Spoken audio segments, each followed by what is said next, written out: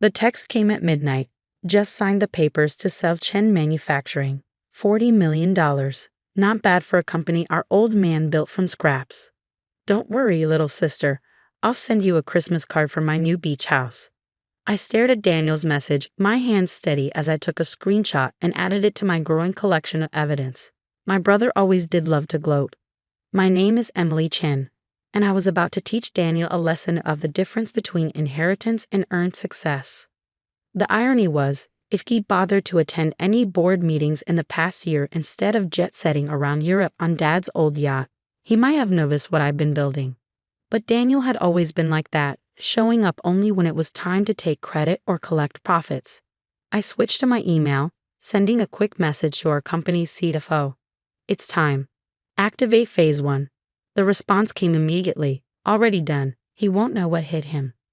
12 hours later, I sat in my office at Chen Manufacturing, watching the morning light filter through the floor-to-ceiling windows. This building, these machines humming in the background, the hundreds of employees arriving for their morning shift. It was all part of our parents' legacy. A legacy Daniel was trying to sell to the highest bidder. Mom and Dad had built this company from nothing after immigrating from China in the 1980s. They started in a tiny garage, Dad handling the engineering while Mom managed the books. By the time they died in a car accident last year, Chen Manufacturing was supplying precision parts to major automotive companies across 3 continents. My phone buzzed, a call from Rachel, my best friend since college and now our head of legal. Emily, you need to see this. Daniel just sent the preliminary sales agreement to the board. The numbers. They're not what he thinks they are. I smiled, opening my laptop. Send it over. The document appeared in my inbox moments later. There it was in black and white. Daniel's grandiose plan to sell our family's company to Titan Industries, a corporate giant known for buying family businesses and stripping them for parts.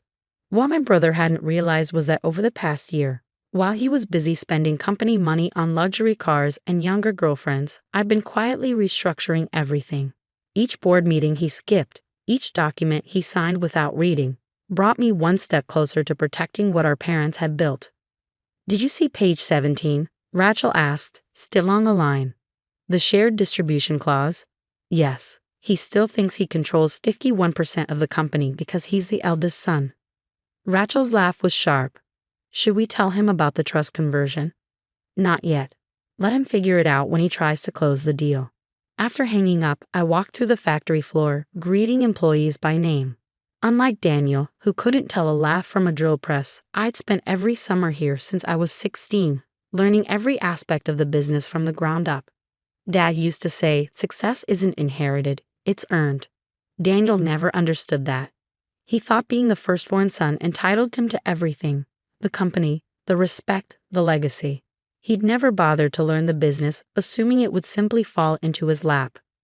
My phone buzzed again, this time with a message from Daniel. Board meeting tomorrow at 9. Try not to embarrass yourself when I announce the sale. I typed back, wouldn't miss it.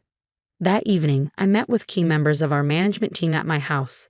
The same house where Mom and Dad had hosted countless company celebrations, where they taught me the value of treating employees like family. Everything's in place, reported Mark, our operations manager. The audit records, the trust documents, everything. And the employees? I asked. Sarah from HR smiled. They're ready. Every single one of them signed the statement. I looked around the room at these people who'd worked alongside my parents for decades, who'd watched Daniel's increasingly erratic behavior over the past year with growing concern. Tomorrow's going to be difficult, I said.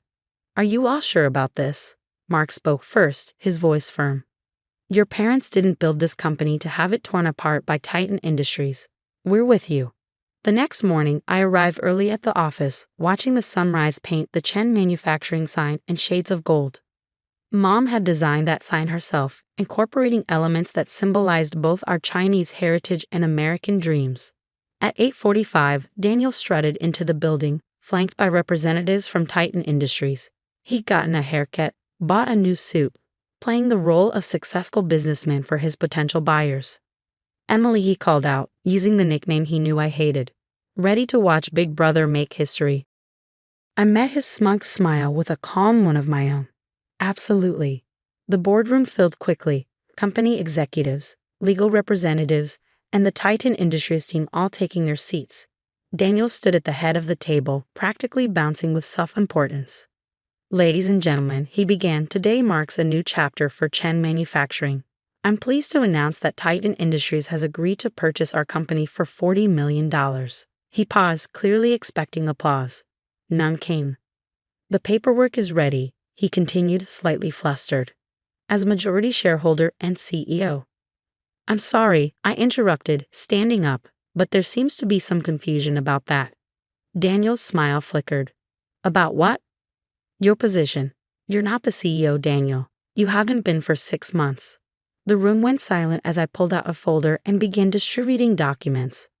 What are you talking about? Daniel demanded, his face reddening. Of course I'm the CEO. Dad left me in charge. Dad left you as interim CEO. I corrected, subject to board approval and contingent on your active participation in company management. Would you like to know how many board meetings you've attended in the past year? The Titan Industries representatives were flipping through the documents I handed out, their expressions growing increasingly concerned. These attendance records, one of them said, show Mr. Chen has only been present for 2 out of 24 mandatory meetings. Daniel waved his hand dismissively. That's just paperwork. I own 51% of this company. I can sell it if I want to. This was the moment I've been waiting for. I nodded to Rachel, who stood up. Actually, she said, according to the trust conversion executed by your parents before their death, your shares were contingent on meeting certain management participation requirements you failed to meet. She turned to the Titan Industries team. I'm afraid Mr. Chen no longer has the authority to negotiate this sale. Daniel's face went from red to purple. You're lying. This is impossible. I pulled out one final document, the trust agreement our parents had signed 2 months before their accident. They knew Daniel. They knew you'd try something like this.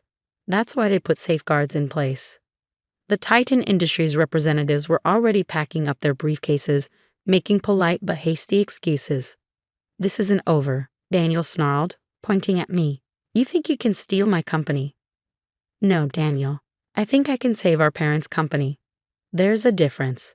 As security escorted him from the building, I sat down in our father's old chair, feeling the weight of responsibility settle on my shoulders. Phase 1 was complete, but the real work was just beginning. My phone buzzed, a message from Rachel. Ready for Phase 2? I looked out at the factory floor, where employees were gathering, waiting to hear what would happen next. They trusted me, supported my plan, believed in my vision for the company's future. Yes, I replied. It's time to show everyone what Chen Manufacturing can really do. The media coverage started the next day. Family drama at Chen Manufacturing. CEO ousted in failed sale attempt. Read the headlines. My phone was flooded with calls from reporters, all wanting to know how the quiet younger sister had outmaneuvered her flashy brother. I ignored them all, focusing instead on the message that had just arrived from Daniel's lawyer. Our client contests the validity of the trust conversion. Prepare for legal action. I forwarded it to Rachel, who responded immediately. Let him try. Your parents made everything ironclad. The next few weeks were a blur of activity. While Daniel waged his legal battle, I concentrated on strengthening the company. Every morning, I arrived before sunrise, just like Dad used to do. Every evening, I was the last to leave, reviewing contracts, meeting with team leaders, learning everything I could about where we could improve. You don't have to do everything yourself, Mark said one night, finding me still at my desk at 9 p.m. That's what got Daniel in trouble, thinking he had to be the one in control of everything. I looked up from the production reports I was reviewing. I'm not trying to control everything.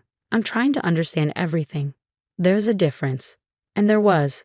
Unlike Daniel, who saw the company as his personal ATM, I saw it as a living thing, thousands of moving parts that had to work together. Every decision affected real people with real families.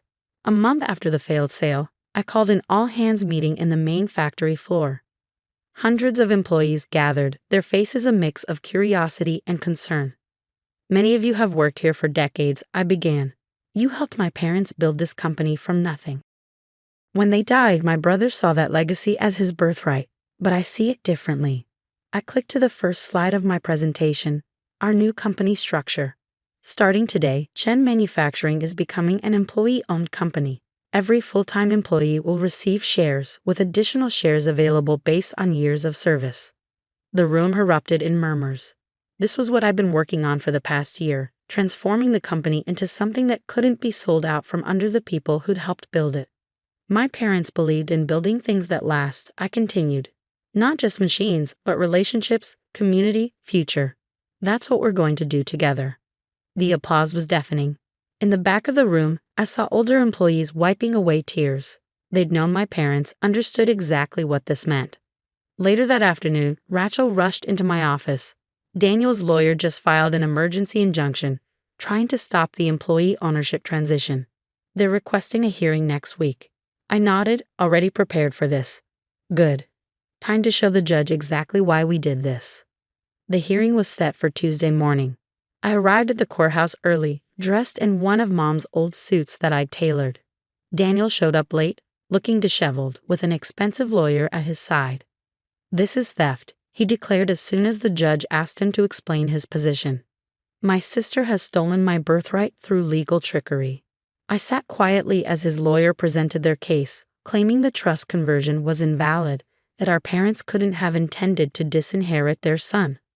When it was our turn, Rachel stood up. Your Honor, we'd like to present evidence of why the trust conversion was not only valid but necessary. For the next hour, we showed the judge everything. Daniel's absences from board meetings, his misuse of company funds, the trail of poor decisions that had nearly bankrupted us twice. But the most damaging evidence came from an unexpected source. We'd like to play a video, Rachel announced, recorded by James and Margaret Chen 6 months before their deaths. Daniel's head snapped up as our parents appeared on the courtroom screen. They were sitting in Dad's study, looking serious but determined. If you're watching this, Dad began, it means Daniel has tried to sell the company. We knew this day might come. Our son has many qualities. But he never understood what we built here isn't just a business. It's a family. Mom spoke next, her voice gentle but firm. Emily, if you're seeing this, it means you've done what we hoped, protected not just the company, but the people who make it work. The trust conversion wasn't about punching your brother. It was about preserving our real legacy. By the time the video ended, Daniel had slumped in his chair, all his bluster gone. The judge took only 15 minutes to make his decision. The trust conversion stands, he declared. Furthermore, Mr. Chen's claims of theft are dismissed with prejudice. Outside the courthouse, Daniel caught up to me. You've ruined everything, he spat. I could have made us rich. I turned to face him, really looking at my brother for the first time in months. We were already rich, Daniel, not just in money, but in what Mom and Dad built. You just never saw it. So that's it? I get nothing. You get exactly what the trust stipulates, a living allowance, contingent on you seeking employment and counseling. The choice is yours. He stormed off, but I noticed his shoulders were slumped, defeated. For the first time, he looked less like the entitled heir and more like a lost son. Back at the factory, the transformation was already underway. Employee owners walked with new purpose, offering suggestions, taking initiative. We landed 3 major new contracts in the first month alone. 6 months later, I stood on the factory floor again, this time celebrating our most profitable quarter ever. The employee ownership program had energized everyone, leading to innovations and efficiencies we never imagined. Your parents would be proud, Mark said, watching the celebrations. They'd be proud of all of us, I replied. That evening, as I was leaving the office, I found an unexpected visitor waiting in the lobby. Emily, Daniel said, I've been in therapy, trying to understand everything. I waited, letting him find the words. I never saw it, what Mom and Dad were really building. I just saw the money, the status. But watching what you've done here, he gestured at the bustling factory beyond the windows. I get it now.